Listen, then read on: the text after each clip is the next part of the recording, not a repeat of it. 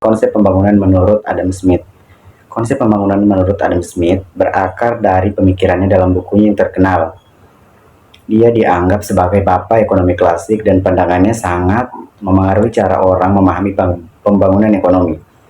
Berikut beberapa poin utama dari konsep pembangunan menurut Adam Smith. Yang pertama, pertumbuhan ekonomi berbasis produktivitas.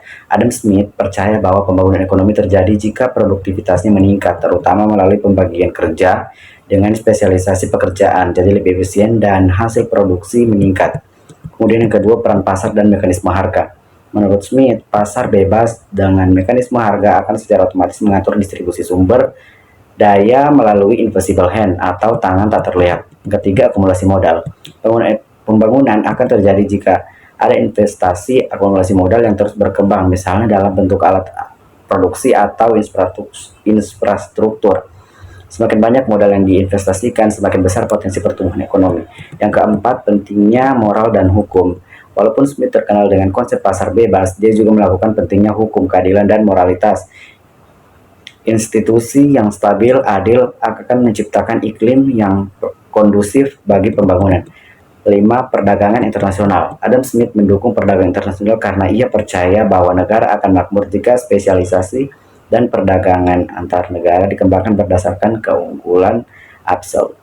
Teori pembangunan menurut F.C. Domar dan Ray Harrod, tabungan dan investasi. Tokoh ini melihat pembangunan dari dimensi ekonomi.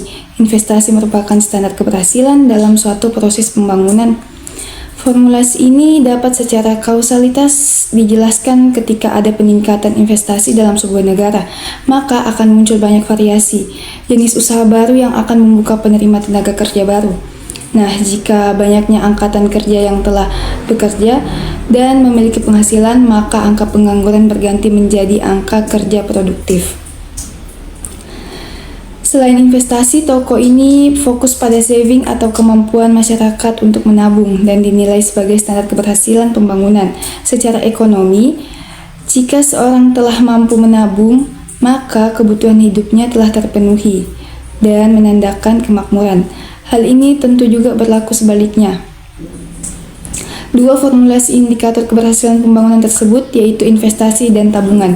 Jika tabungan dan investasi negara meningkat, maka pertumbuhan ekonomi di negara tersebut juga secara otomatis meningkat.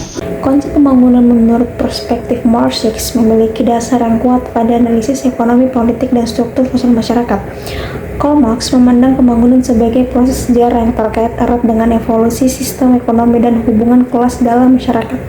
Berikut adalah poin-poin utama dari konsep pembangunan menurut Marx. Yang pertama, yaitu penafsiran sejarah dari sudut ekonomi. Marx berpendapat bahwa sejarah masyarakat manusia bergerak melalui tahapan-tahapan yang ditentukan oleh cara produksi dan hubungan produksi. Setiap tahapan memiliki struktur kelas tertentu, seperti feodalisme, kapitalisme, dan akhirnya sosialisme. Perubahan dalam cara produksi yang dipicu oleh konflik antar kekuatan produksi, teknologi kerja, dan hubungan produksi mendorong evolusi masyarakat ke tahap berikutnya. Yang kedua, yaitu kapitalisme sebagai pendorong perkembangan. Dalam kapitalisme, pengusaha kapitalis memanfaatkan nilai lebih surplus value, yaitu selisih antara nilai produktivitas buruh dan upah yang diterima buruh. Eksploitasi ini menjadi motor utama akumulasi modal dan perkembangan ekonomi kapitalis.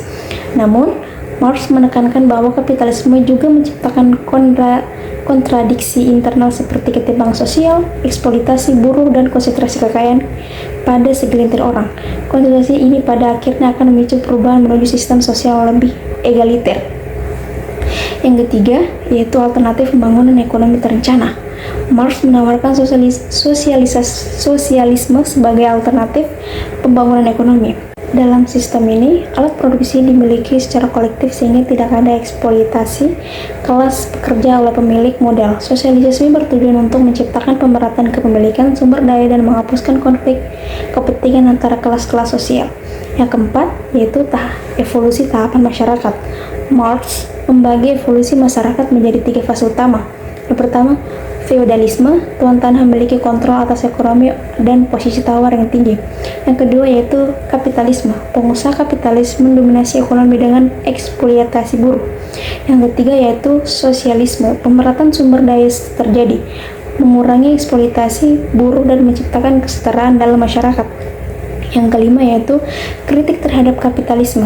Marx mengkritik kapitalisme karena sifatnya yang tidak adil dalam eksploitatif. Ia berargumen bahwa pembangunan dalam kapitalisme hanya menguntungkan kelas pemilik modal, sementara memperburuk kondisi kelas pekerja.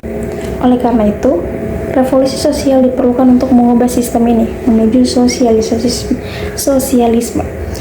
Yang terakhir, kesimpulannya yaitu konsep pembangunan menurut Marx adalah proses perubahan struktural yang didorong oleh konflik kelas dan evolusi cara produksi.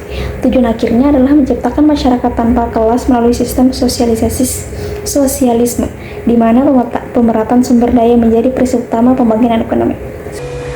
Konsep pembangunan menurut David Ricardo didasarkan pada teori pertumbuhan ekonomi dan teori perdagangan internasional. Yang pertama yaitu teori pertumbuhan ekonomi terbagi, yaitu pertumbuhan ekonomi suatu negara ditentukan oleh pertumbuhan penduduk. Yang kedua, pertumbuhan penduduk akan menambah tenaga kerja dan membutuhkan tanah dan alam. Yang ketiga, tenaga kerja yang melimpah menyebabkan upah yang diterima menurun. Upah yang menurun hanya bisa untuk membiayai tingkat hidup minimum. Pada taraf ini, perekonomian mengalami stagnasi atau kemandegan yang disebut dengan stationary state. Yang kedua yaitu teori perdagangan internasional. Teori perdagangan internasional terbagi, yaitu yang pertama, perdagangan tergantung pada keunggulan komparatif atau efisiensi relatif.